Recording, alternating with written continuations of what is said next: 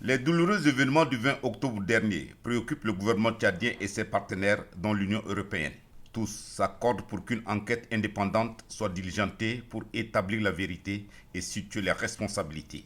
Le président de transition, président de la République, chef de l'État, général Mamad Idriss Déby Itno, qui depuis lors ne cesse de réclamer vérité et justice par rapport à ces événements, a ouvert ses portes ce mardi à Madame Emmanuela Delrey, représentante spéciale de l'Union européenne pour le Sahel, qui séjourne au Tchad depuis quelques jours pour se faire une opinion par rapport à ces tristes événements ayant causé des pertes en vies humaines, des blessés, des atteintes aux biens publics et privés.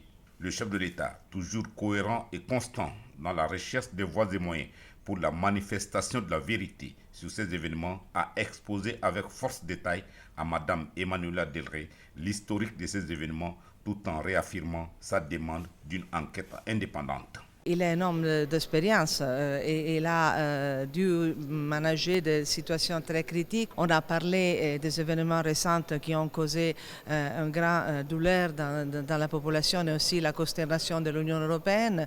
Et il a déclaré qu'il va accepter la commission indépendante d'enquête qui va nous donner l'opportunité de comprendre un peu mieux ce qui s'est passé. S'agissant de la coopération Tchad-Union européenne, la diplomate européenne Emmanuela Delrey est formelle.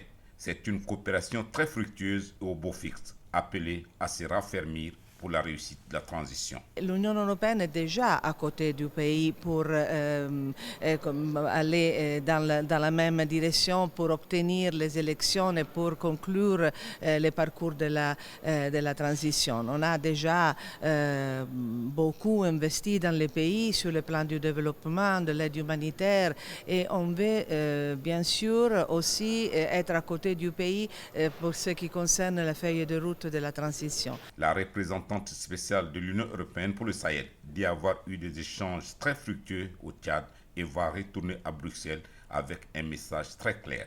Pour les 27 pays de l'Union européenne, le Tchad est la plaque tournante de la coopération au Sahel.